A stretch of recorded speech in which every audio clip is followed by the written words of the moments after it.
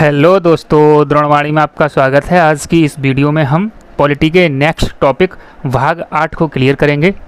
तो स्टूडेंट, इससे पहले की वीडियो में हमने भाग 6 को क्लियर किया था, जिसमें राज्य से जुड़ी हुई सभी व्यवस्थाओं के बारे में बताया गया था। स्टूडेंट, भाग 7 को हम नहीं पढ़ते हैं क्योंकि भाग 7 डिलीट हो गया है, अर्थात कैंसिल हो गया है। 7वें संविधान संशोधन 1956 के तहत उसे निरसित कर दिया गया है। तो स्टूडेंट, भाग 8 को समझते हैं। भाग 8 में 239 अनुच्छेद से 242 तक हैं। स्टूडेंट, इसमें सभी इम्पोर्टेंट नहीं हैं, अनुच्छेद 239 ही इम्पोर्टेंट है। और भाग 8 में किसके बारे में बताया गया है? तो भाग 8 में संघ शासित प्रदेश के बारे में बताया गया है, अर्थात यूनियन टेरिटरी के बारे में बताया गया है। तो जैसा कि स्टूडेंट आप लोग जानते होंगे, भारत में वर्तमान में 28 राज्य हैं और 8 केंद्र शासित प्रदेश हैं, जिसे संघ शासित प्रदेश भी कहते हैं। तो अभी तक आपने हमारे चैनल को सब्सक्राइब नहीं किया है तो सब्सक्राइब कर लीजिए, बेल आइकन को ऑन कर लीजिए ताकि द्रोणवाणी की नई नई वीडियो आप तक पहुंचती रहें। स्टूडेंट, वीडियो पसंद आया करे तो वीडियो को लाइक और शेयर जरूर किया कीजिए, और कोई डाउट होता है तो कमेंट बॉक्स में पूछ सकते हैं। तो आइए स्टूडेंट, भाग 8 को स्टार्ट करते हैं, जिसमें संघ शासित प्रदेश के बारे में बताया गया है, यूनियन टेरिटरी के बारे में बताया गया है। तो सबसे पहले स्टूडेंट हम ये समझते हैं कि संघ शासित प्रदेश बनाए ही क्यों जाते हैं। तो स्टूडेंट, इसके लिए बहुत सारे रीजन होते हैं। जैसे स्टूडेंट, राष्ट्रीय महत्व के मुद्दे होते हैं। जैसे राष्ट्रीय राजधानी क्षेत्र दिल्ली है, तो दिल्ली को केंद्रीय शासित प्रदेश घोषित किया गया है क्योंकि स्टूडेंट दिल्ली में भारत की सभी बड़ी बड़ी संस्थाएं हैं। ऐसे ही स्टूडेंट, जम्मू कश्मीर को 2 भागों में बांटा गया है, एक लद्दाख और एक जम्मू कश्मीर। तो स्टूडेंट, वहाँ भी राष्ट्रीय महत्व का मुद्दा था क्योंकि स्टूडेंट आतंकवाद से ग्रसित था और भी कुछ समस्याएं थी, इस वजह से उसको संघ शासित प्रदेश बनाया गया है। इसके बाद स्टूडेंट, कुछ राज्य ऐसे हैं जिनको हमने बाद में आज़ाद करवा पाया है। जैसे 1954 में फ्रांसीसियों से पांडिचेरी को आज़ाद करवाया। तो स्टूडेंट, वहाँ की सभ्यता संस्कृति बनी रहे, इसलिए उसे संघ शासित प्रदेश बनाया। दादर नगर हवेली है, दमन दीप है, ये हमने पुर्तगालियों से बाद में आज़ाद करवाए, तो वहाँ की सभ्यता संस्कृति बनी रहे, इसलिए उसे संघ शासित प्रदेश बनाया और उनको किसी राज्य में शामिल नहीं किया। ऐसे ही स्टूडेंट, चंडीगढ़ है। चंडीगढ़ विवादित रहा था पंजाब और हरियाणा के बीच में, इसलिए स्टूडेंट उसको संघ शासित प्रदेश बनाना पड़ा। तो वर्तमान में हमारे संघ शासित प्रदेश कितने हैं? तो वर्तमान में कुल 8 संघ शासित प्रदेश हैं। Number 1 Delhi, number 2 Puducherry, number 3 Jammu Kashmir, number 4 Ladakh, number 5 Andaman Nicobar, number 6 Chandigarh, number 7 Dadra Nagar Haveli Daman दीप, नंबर 8 लक्षद्वीप। स्टूडेंट, पहले दादर नगर हवेली और दमन दीप अलग हुआ करते थे। 26 जनवरी 2020 से दमन दीप को दादर नगर हवेली में मिला दिया गया है। स्टूडेंट, इनमें से 3 केंद्र शासित प्रदेश ऐसे हैं जिनमें विधानसभा भी है। तो स्टूडेंट, दिल्ली, पुदुचेरी और जम्मू कश्मीर जो अभी बना है केंद्र शासित प्रदेश, इनमें विधानसभा होगी, और अगर विधानसभा होगी तो वहाँ पर मंत्री परिषद भी होगा। नेक्स्ट स्टूडेंट, दिल्ली, पुदुचेरी, जम्मू कश्मीर, लद्दाख, अंडमान निकोबार, इन 5 संघ शासित प्रदेशों में उपराज्यपाल नियुक्त किए जाते हैं, लेफ्टिनेंट गवर्नर बनाए जाते हैं। और नेक्स्ट, और चंडीगढ़, दादर नगर हवेली, दमन दीप और लक्षद्वीप, स्टूडेंट इन तीनों में प्रशासक बनाए जाते हैं, एडमिनिस्ट्रेटर्स बनाए जाते हैं।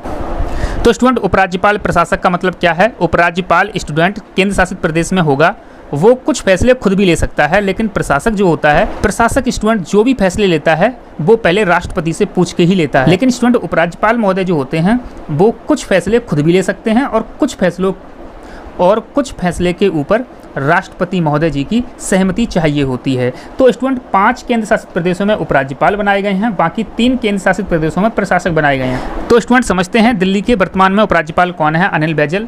पुदुचेरी के तमिलसाई सौंदरराजन, जम्मू कश्मीर के मनोज सिन्हा, लद्दाख के RK माथुर, अंडमान निकोबार के देवेंद्र कुमार जोशी। स्टूडेंट, चंडीगढ़ के प्रशासक BP सिंह बदनौर हैं, और स्टूडेंट ये राज्यपाल भी हैं पंजाब के। तो वर्तमान में स्टूडेंट प्रफुल्ल पटेल दादर नगर हवेली और लक्षद्वीप दोनों के प्रशासक हैं। अनुच्छेद 239 को समझते हैं। अनुच्छेद 239 में क्या है? संघ शासित प्रदेश का प्रशासन राष्ट्रपति, प्रशासक / उपराज्यपाल के माध्यम से करते हैं। तो स्टूडेंट, 239 में बताया गया है कि संघ शासित जो प्रदेश होते हैं उनका प्रशासन कौन करता है? तो उनका प्रशासन राष्ट्रपति महोदय करते हैं। और राष्ट्रपति महोदय किसके थ्रू करते हैं, किसके द्वारा करते हैं? तो प्रशासक या उपराज्यपाल के माध्यम से करते हैं।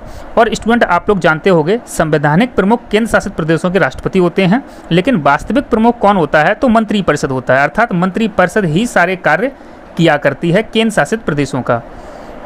नेक्स्ट स्टूडेंट, अनुच्छेद 239A को समझते हैं। 14वां संविधान संशोधन 1962 के तहत संसद को अधिकार दिया कि वह किसी यूटी अर्थात यूनियन टेरिटरी के लिए विधानसभा और मंत्री परिषद का गठन कर सकती है।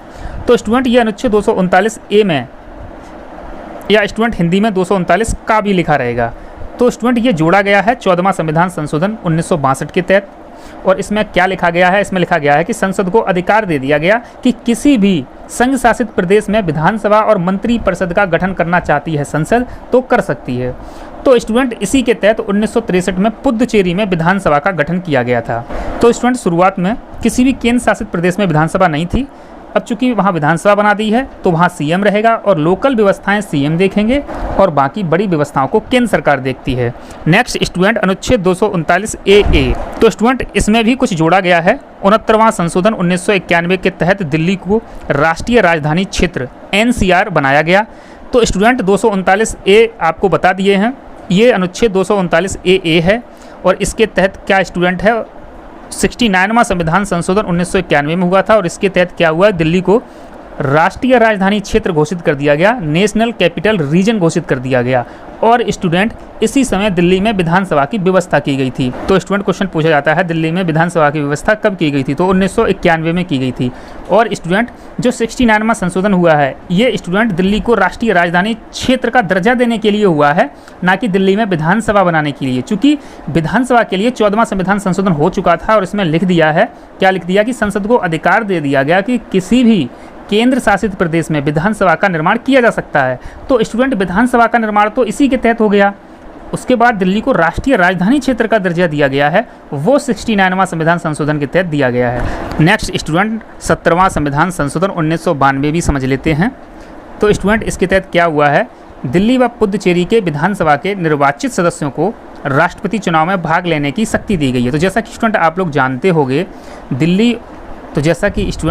जानते होंगे भारत की सभी विधानसभाओं के सदस्यों के साथ साथ दिल्ली व पुद्दुचेरी की विधानसभाओं के सदस्यों को भी राष्ट्रपति के चुनाव में भाग लेने की अनुमति दी गई है। तो स्टूडेंट ये किसके तहत दी गई है? 70वां संविधान संशोधन 1992 के तहत दी गई है। नेक्स्ट स्टूडेंट अनुच्छेद 239 बी को समझते हैं। उपराज्यपाल को अध्यादेश जारी करने का अधिकार है, लेकिन राष्ट्रपति की अनुमति के बाद।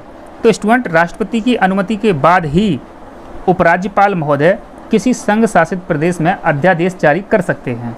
तो स्टूडेंट किसके तहत कर सकते हैं? 239 बी के तहत। इसी प्रकार स्टूडेंट आपको पता होगा देश के लिए राष्ट्रपति 123 अनुच्छेद के तहत अध्यादेश जारी कर सकते हैं। राज्य के लिए राज्यपाल महोदय 213 के तहत अध्यादेश जारी कर सकते हैं। स्टूडेंट उपराज्यपाल महोदय संघ शासित प्रदेश के लिए 239 बी के तहत अध्यादेश जारी कर सकते हैं, लेकिन स्टूडेंट ये किसकी अनुमति से करते हैं? राष्ट्रपति की अनुमति से करते हैं। और स्टूडेंट इसमें कुछ लिखा हुआ है उसको समझते हैं। यदि विधानसभा भंग है तो अध्यादेश जारी नहीं होगा। तो स्टूडेंट इस बात को अच्छे से याद रखना है, विधानसभा सत्र में है, विधानसभा अपने हाउस में है, तभी अध्यादेश उपराज्यपाल महोदय जारी कर सकते हैं।